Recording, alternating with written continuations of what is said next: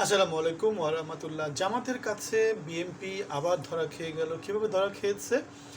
আমরা দেখেছিলাম নারী অধিকার নিয়ে বিএনপি এবং জামাতের মধ্যে একটা টকজোক হচ্ছিল এবং সেখানে আমরা দেখেছিলাম যে অনেক ইস্যুতে জামাত বিএনপিকে অ্যাটাক করেছে বা বিএনপি জামাতকে অ্যাটাক করেছে। সর্বশেষ যেটা দেখতে পাচ্ছি সেটা হচ্ছে গিয়ে জামাতের আমির ঘোষণা দিয়েছে যে মাস্টার্স পর্যন্ত মেয়েদের শিক্ষা সরকারি দায়িত্বে হবে।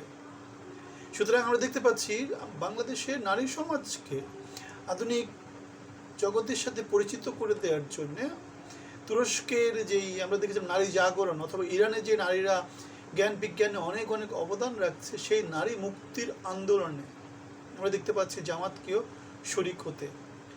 আমরা শুনেছিলাম যে জামাতের শীর্ষ নেতৃত্ব ডক্টর আবু তাহের একটা কথা বলেছিলেন যে জামাতের 1.5 কোটি নারী কর্মী আছে এবং তারাই হচ্ছে গিয়ে জামাতের নির্বাচনে অথবা যে কোনো আন্দোলনে প্রচার প্রচারণায় খুব অগ্রণী ভূমিকা রাখে।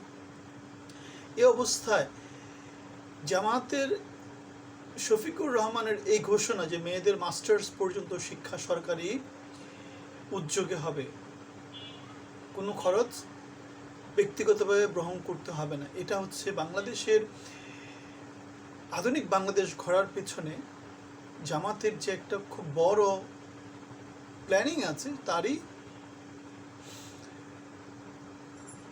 কর্মফল, তারই পরিকল্পনা। আমরা দেখেছি গতকালকে জামাত তার নির্বাচনী ম্যানিফেস্টো দিয়েছে এবং সবগুলো ম্যানিফেস্টোই হচ্ছে আধুনিক, কোনো কিছুতেই তাদের কন্ট্রাডিক্টরি কোনো কিছু নাই, কোনো কিছুতে কেউ তাকে অ্যাটাক করার মতো কিছু নাই। তাদের অ্যাটাক করার একটাই জায়গা, সেটা হচ্ছে তারা একটু ইসলাম ধর্মী, তারা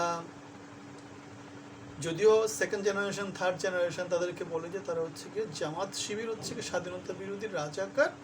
24-এ এই রাজাকাররাই কী করেছে, বাংলাদেশে মুক্তির আন্দোলনে বাংলাদেশকে নেতৃত্ব দিয়েছে, বুকের তাজা রক্ত দিয়ে তারা বাংলাদেশকে ফ্যাসিজম মুক্ত করেছে। সুতরাং যদি আমরা যোগ্যতার বিচার করি, যদি আমরা ত্যাগের মূল্যায়ন করি, যদি আমরা ভবিষ্যৎমুখী বাংলাদেশকে দেখি, কোনো ক্ষেত্রেই জামাতকে কেউ মনে হয় পিছিয়ে দিতে পারে না, জামাতকে অবমূল্যায়ন করতে পারে না। জামাত আরেকটা সুন্দর কথা বলেছে, নিজেরা দুর্নীতি করব না এবং কোনো প্রশ্রয়ও দিব না, দুর্নীতি করতে কোনো প্রশ্রয়ও দিব না।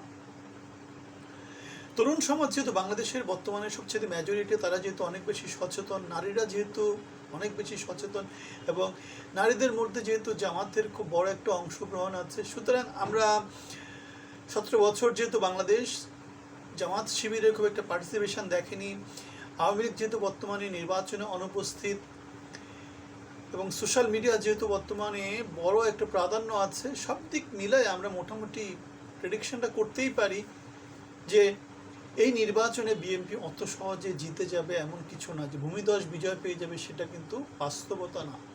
আমাদের যে 4-5টা পাবলিক বিশ্ববিদ্যালয় আছে সবগুলোতে, Dhaka university, Chittagong university, Jahangirnagar university, Rajshahi university, Jagannath university, কোনোটাতেই কিন্তু বিএনপি বা তাদের দল ছাত্রদল ভালো করতে পারেনি। সেখানে জামাত শিবির ভূমিধস বিজয় পেয়েছে। সুতরাং এই নির্বাচনে বাংলার মেহনতি মানুষ, মজলুম জনগণ, যারা 54 বছর ধরে কী হচ্ছে জনগণের প্রতারিত হয়েছে, ব্যাংক ডাকাত লুটেরা চক্রের হাতে বারবার লুটপাট হয়েছে, অপশাসক দ্বারা শাসিত হয়েছে, তারা ব্যালট বিপ্লব করবে এবং ব্যালট বিপ্লব করে দেখিয়ে দিবে যে বাংলাদেশে কি করতে পারে, বাংলাদেশে পরিবর্তনের পথে হাঁটা শুরু করবে। তুরস্কের পত্রিকাটা জাস্ট সেটাকেই রিপিট করেছে।